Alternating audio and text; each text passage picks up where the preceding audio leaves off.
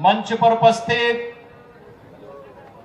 पूज्य संत श्री माधवदास जी महाराज, दत्त गिरी जी महाराज, वासुदेवानंद गिरी जी महाराज, राज्यसभा के माननीय सांसद जिलाध्यक्ष श्री अनिल जी बोड़े और अमरावती की आवाज को जिन्होंने लोकसभा में पूरे देश के अंदर पहुंचाया था, ऐसी पूर्व सांसद श्रीमती नवनीत जी राणा, जनार्दन पंथ बोथे जी, विधायक श्री रवि जी राणा, तिवसा विधानसभा क्षेत्र से भारतीय जनता पार्टी के हमारे प्रत्याशी श्री राजेश वानखेड़े जी,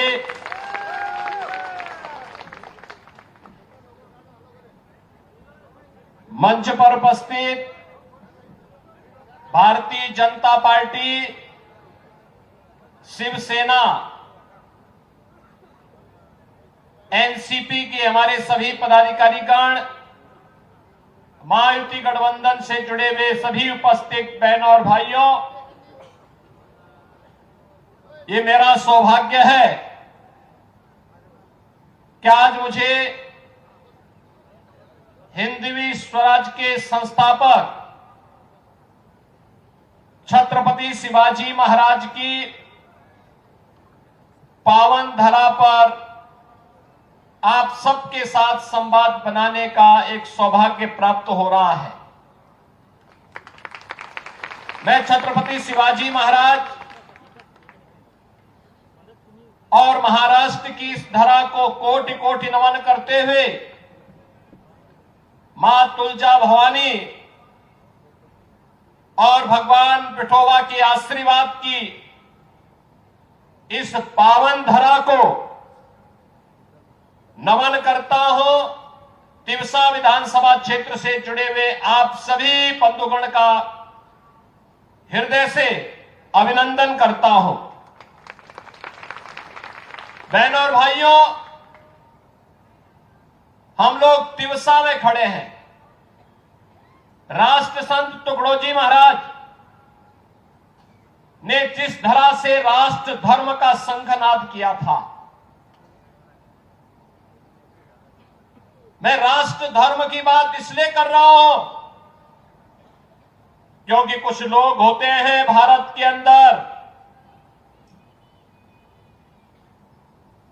जो भारत के अंदर जब भी हमारा कोई शोभा यात्रा निकलती है, कोई पर्व और त्योहार, पावन पर्व आता है, कहीं रामनवमी का, कहीं पर कोई अन्य धार्मिक शोभा यात्रा निकल रही होती है,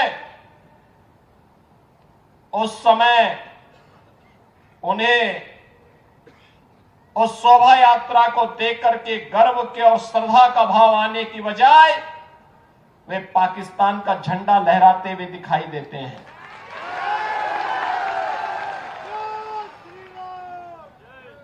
भारत आज दुनिया के अंदर एक महाशक्ति बनकर के आगे बढ़ रहा है। हम एक भारत श्रेष्ठ भारत की बात प्रधानमंत्री मोदी जी कहते हैं, लेकिन कुछ लोग हैं भारत की चिंता करने की बजाय वे पाकिस्तान और फिलिस्तीन के लिए घड़ियाली आंसू बहाते हैं। और इसलिए उनको कहने के लिए मैं आज आया हूं, उन्हीं को बताने के लिए आया हूं कि अगर हम भारत के अंदर हैं तो हमारा एक धर्म होना चाहिए और राष्ट्र धर्म होना चाहिए, और राष्ट्र धर्म के अलावा कोई धर्म नहीं होना चाहिए। इसी राष्ट्र धर्म की स्थापना के लिए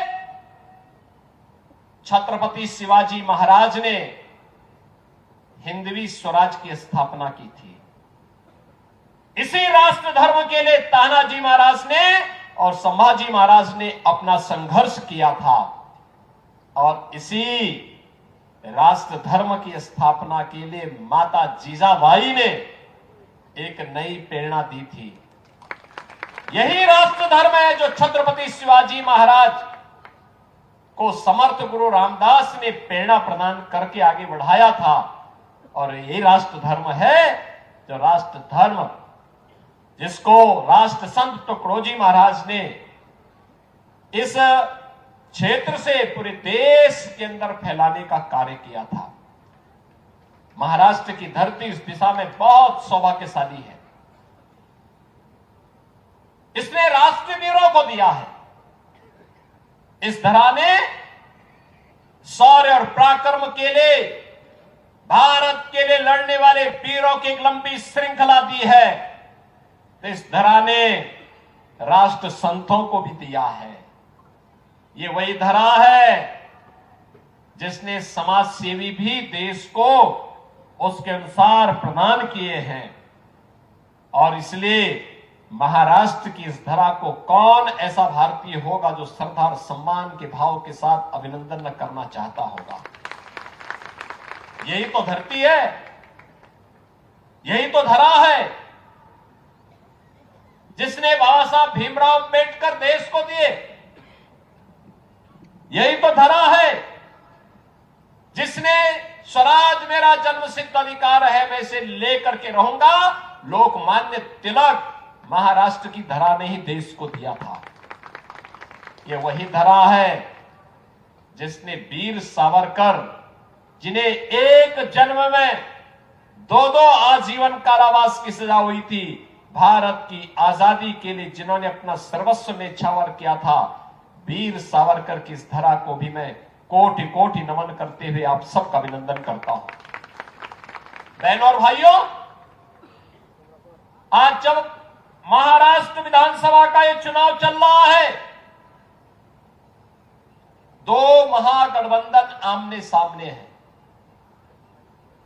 एक और भारतीय जनता पार्टी के नेतृत्व में एनडीए महायुति गठबंधन के रूप में आपके सामने अपने मुद्दों, अपने मूल्यों और अपने आदर्शों के साथ है। और दूसरी तरफ महाअघाड़ी गठबंधन कांग्रेस के नेतृत्व में।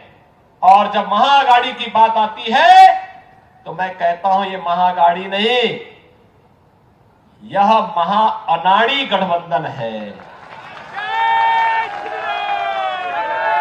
महाअनाड़ी इसलिए क्योंकि जिसको राष्ट्र धर्म की चिंता नहीं, जिसे अपने संतों, महापुरुषों, समाज सेवियों के मान मूल्यों के लिए मर्यादाओं की चिंता नहीं, जिसे राष्ट्र की सुरक्षा की चिंता नहीं, जिसे युवाओं के भविष्य की चिंता नहीं, जिसे बहन और बेटियों की सुरक्षा की चिंता नहीं, ऐसा महाअनाड़ी गठबंधन जिसको नेतृत्व दे रही है कांग्रेस, उस कांग्रेस से अब देश को कोई अपेक्षा रखनी भी नहीं चाहिए। आपने कांग्रेस के नेताओं के चरित्र को देखा है, कैसे आजादी के बाद से लेकर के आज तक लगातार राष्ट्रीय मूल्यों के साथ खिलवाड़ करना इसकी प्रवृत्ति बन चुकी है। जब भी भारत संकट में आता है, कांग्रेस के नेता भारत छोड़ करके दुनिया के अंदर अपनी पिकनिक मनाते हैं। आपने राहुल गांधी को देखा होगा, जब देश में संकट आता है, राहुल जी इटली में होते हैं, भारत में नहीं होते। दुनिया के अंदर जाते हैं, भारत की निंदा करते हैं, भारत के बारे में अपमानजनक टिप्पणियां करते हैं, भारत को कोसने में कोई कोताही नहीं बरतते हैं। और जब भी भारत के मूल्य और आदर्शों की स्थापना की बात आती है, कौन नहीं जानता है कि अयोध्या में राम मंदिर के मार्ग के जितने भी बैरियर थे, ये सब कांग्रेस ने स्थापित किए थे। ये सभी बैरियर कांग्रेस ने लगाए थे। कौन नहीं जानता है देश के अंदर आतंकवाद की शुरुआत कश्मीर में धारा 370 से प्रारंभ होती है। बाबा साहब भीमराव अंबेडकर के विरोध के बावजूद कांग्रेस के उस समय के नेतृत्व ने धारा 370 को जबरदस्ती भारत के संविधान में जोड़ा था। कौन नहीं जानता है बाबा साहब भीमराव अंबेडकर को चुनाव में परास्त करने का कांग्रेस का षड्यंत्र? कौन नहीं जानता है कांग्रेस को नीतियों को, जो उसने अनुसूचित जाति जनजाति के लोगों को आरक्षण की सुविधा से वंचित करने के लिए तमाम षड्यंत्र किए थे, समय समय पर षड्यंत्र किए थे। और आज भी कांग्रेस वही कर रही है। ये वही कांग्रेस है जो कहती थी कि राम और कृष्ण तो हुए ही नहीं। ये वही कांग्रेस है जो लगातार राष्ट्रीय सुरक्षा के साथ खिलवाड़ करती थी। और आज यह महाअघाड़ी गठबंधन महाअनाड़ी गठबंधन के रूप में इस चुनाव में आपके सामने है। इनके पास न कोई मूल्य है, इनके पास न कोई आदर्श है, इनके पास महाराष्ट्र और भारत के लिए भविष्य की कोई योजना नहीं। सत्ता इनके लिए भ्रष्टाचार का एक जरिया है, सत्ता इनके लिए लूट खसोट का एक जरिया है। सत्ता इनको अराजकता पैदा करने, अपने राजनीतिक स्वार्थों के लिए आतंकवाद नक्सलवाद को बढ़ावा देना इनका इनका जरिया बनता है। और इसीलिए एक तरफ कांग्रेस के नेतृत्व का ये महानाड़ी गठबंधन और दूसरी तरफ महायुति महागठबंधन का नेतृत्व कर रहे प्रधानमंत्री मोदी जी के नेतृत्व में एनडीए के सभी दल, भारतीय जनता पार्टी, शिवसेना और एनसीपी, ये सभी मिलकर के इस चुनाव में आपके बीच में है।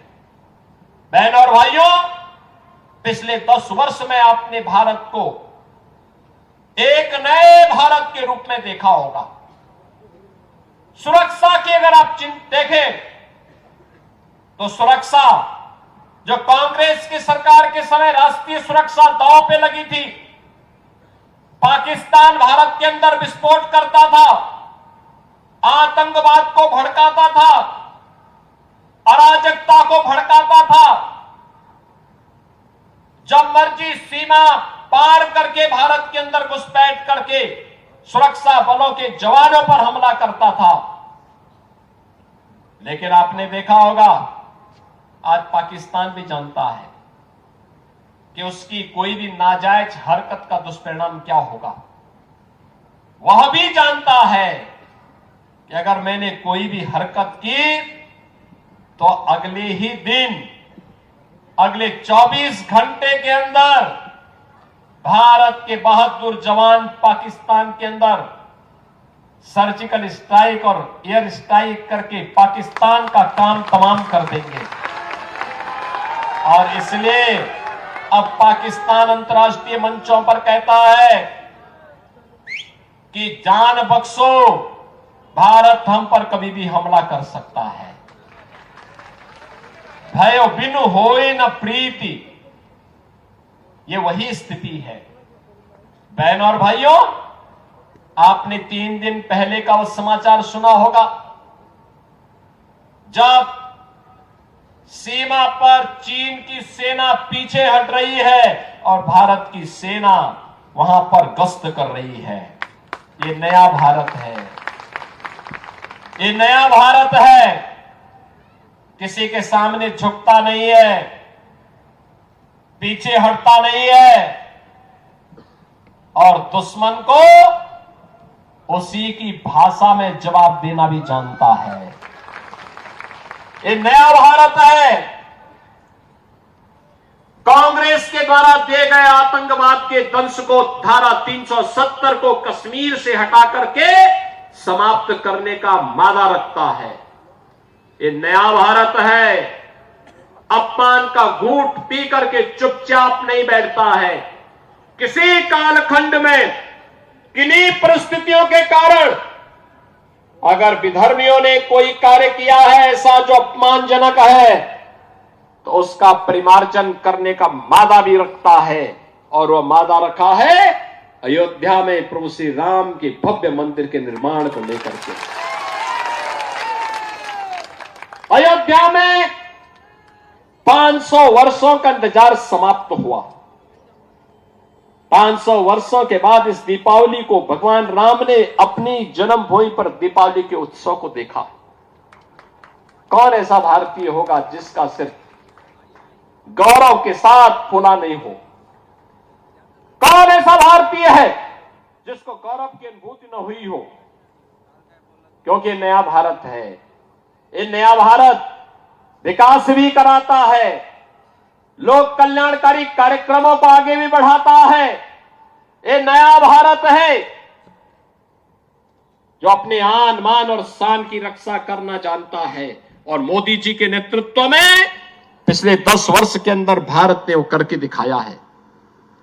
बहनों और भाइयों, मैं आप सबसे आज यही कहने के लिए आया हूं, ये जो विधानसभा का चुनाव महाराष्ट्र के अंदर चल रहा है, ये महाराष्ट्र के अंदर का ये चुनाव इसी बात को लेकर के है। कैसा महाराष्ट्र हमें चाहिए, किस प्रकार का महाराष्ट्र हमें चाहिए?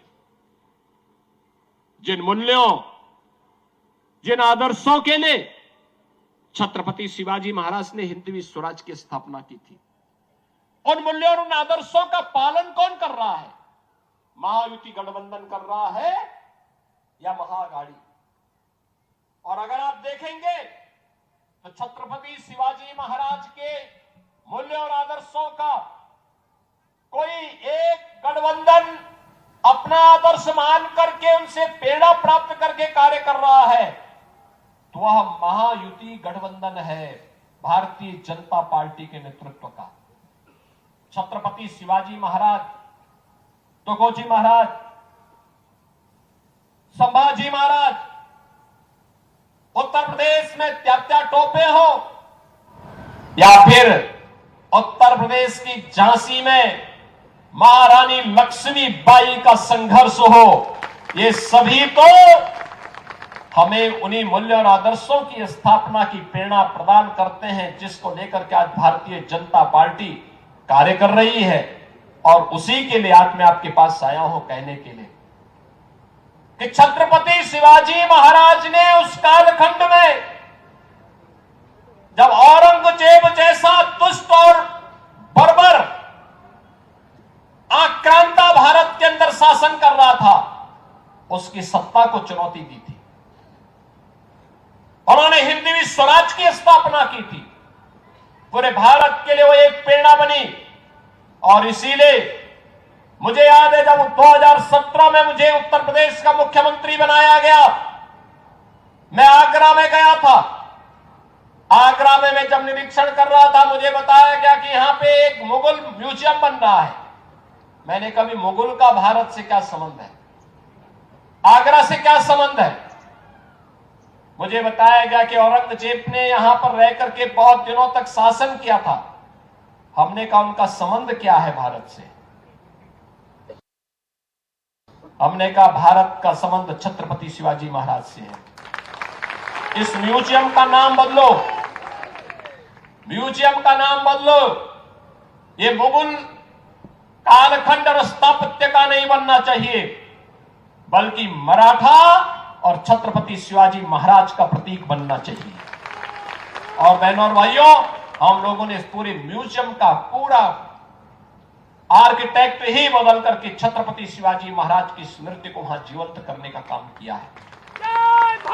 छत्रपति शिवाजी महाराज हमारे आदर्श हैं, लेकिन छत्रपति शिवाजी महाराज को उस समय कितना संघर्ष करना पड़ा था, एक एक व्यक्ति को जोड़ना पड़ा था, एक एक व्यक्ति को अपने साथ खड़ा करना पड़ा था, एक एक नागरिक को जाति के नाम पर नहीं, क्षेत्र के नाम पर नहीं, भाषा के नाम पर नहीं, उन्होंने महाराष्ट्र से लेकर के कर्नाटक तक और महाराष्ट्र से लेकर के उत्तर प्रदेश और भारत के तमाम अन्य क्षेत्रों तक उस समय उन्होंने औरंगजेब की सत्ता को चुनौती देते हुए हिंदवी स्वराज के लिए सभी हिंदू राजाओं को एकत्र करने का काम किया था। तब औरंगजेब जैसा बर्बर विदेशी आक्रांता भी उस कालखंड में न चाहते हुए भी पराजय का मुंह देखने के लिए मजबूर हुआ था। बहनों और भाइयों, मैं आप सबसे यही कह रहा हूं, ये इतिहास हम सबको यही प्रेरणा दे रहा है। तमाम लोग आपके पास आएंगे, तमाम मुद्दों को उठाएंगे, तमाम बातें आपके सामने कहेंगे, और मैं तो केवल एक लाइन में अपनी बात कह रहा हूं, और एक लाइन की बात यही है कि बंटो मत।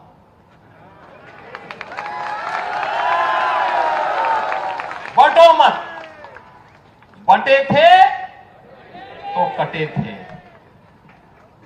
एक है, नेक है।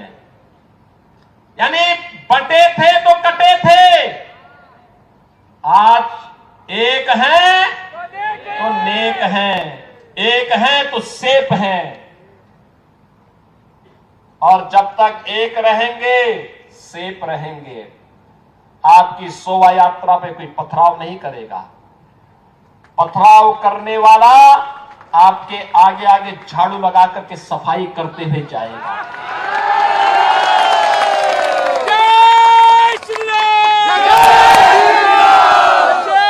जो लोग कहते थे राम ही नहीं, अब उनको भी भगवान राम याद आने लग गए हैं। अब ये भी कहते हैं कि हम भी तो, राम तो सबके हैं। अब उनको भी राम याद आने लग गए।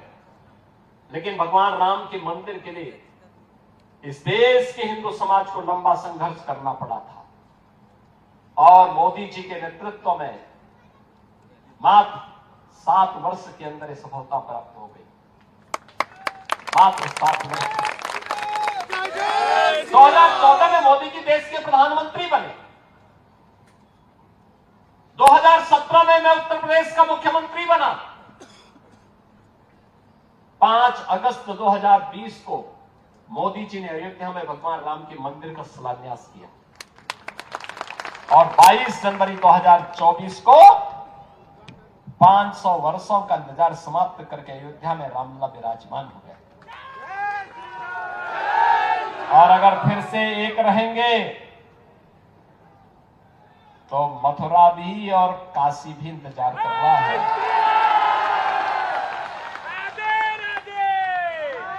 और हम लोग इसीलिए बार बार कहते हैं कि लड़ो नहीं और बंटो नहीं। ये लड़ाने वाले, ये बांटने वाले लोग कभी आपके साथ कभी खड़े नहीं होने वाले हैं, कभी नहीं खड़े होंगे। मैं देख रहा था यहां पर अमरावती में, जब श्रीमती नवनीत राणा यहां पर हनुमान चालीसा के लिए भी संघर्ष कर रही थी। याद करिए, जब बजरंग बली रहे होंगे त्रेता युग में, तब तो इस्लाम नाम की कोई वस्तु इस धरती पे नहीं थी। और आज अगर बजरंग बली की हनुमान चालीसा का पाठ हम कर रहे हैं, रामनवमी की कोई शोभा यात्रा निकाल रहे हैं, उसको प्रतिबंधित किया जाता है, उसको रोका जाता है। किन कारणों से? और जिन्हें बजरंग बली पसंद नहीं है, उन्हें जो पसंद है वहां जाएं। भारत के अंदर कौन ऐसा भारतीय होगा जो राम को न मानता हो, जो बजरंग बली को न मानता हो? और इसलिए बहनों और भाइयों, मैं आप सबसे कहने के लिए आया हूं कि चुनाव राष्ट्र धर्म का चुनाव है। हमारा सब कुछ देश के नाम होना चाहिए, हर काम देश के नाम। हमारा व्यक्तिगत कोई अस्तित्व नहीं है, कोई वजूद नहीं है, कोई मायने नहीं रखता हमारा व्यक्तिगत अस्तित्व। हमारा सब कुछ देश के लिए होना चाहिए। जो देश के हित में है वो हमारे हित में है, जो देश के विरुद्ध है वो हमारे भी विरुद्ध है। और इसी संकल्प के साथ हम सबको महाराष्ट्र की विधानसभा के चुनाव को भी लेना है।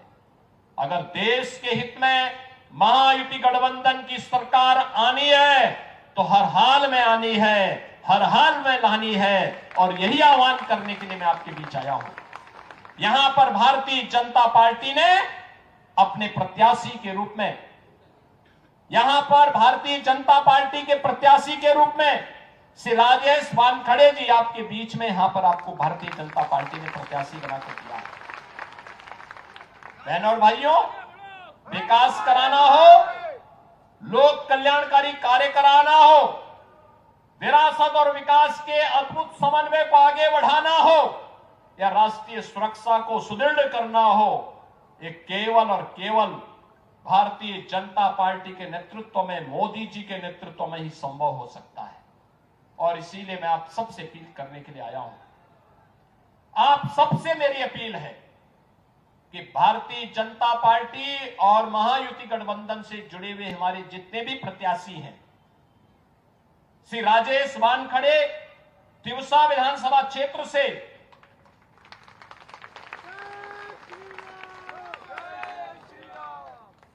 धानम गांव विधानसभा क्षेत्र से श्री प्रताप अड़सठ, मोरसी विधानसभा क्षेत्र से श्री उमेश उर्फ चंदू यावलकर, ये सभी भारतीय जनता पार्टी के प्रत्याशी के रूप में आपके बीच में है। इन सबको आपका आशीर्वाद प्राप्त होगा। आशीर्वाद देंगे इनको, आशीर्वाद देंगे। दोनों हाथ ला करके मेरे सामने बोले, जहां तक है आवाज उठा करके मेरे सामने बोले। तीनों प्रत्याशी आ गया हो, इनको विजयी बना के भेजेंगे, भेजेंगे। तो मेरे साथ बोलेंगे, भारत माता की, भारत माता की, भारत माता की, छत्रपति शिवाजी महाराज की, छत्रपति शिवाजी महाराज की जय श्री राम, जय जय श्री राम।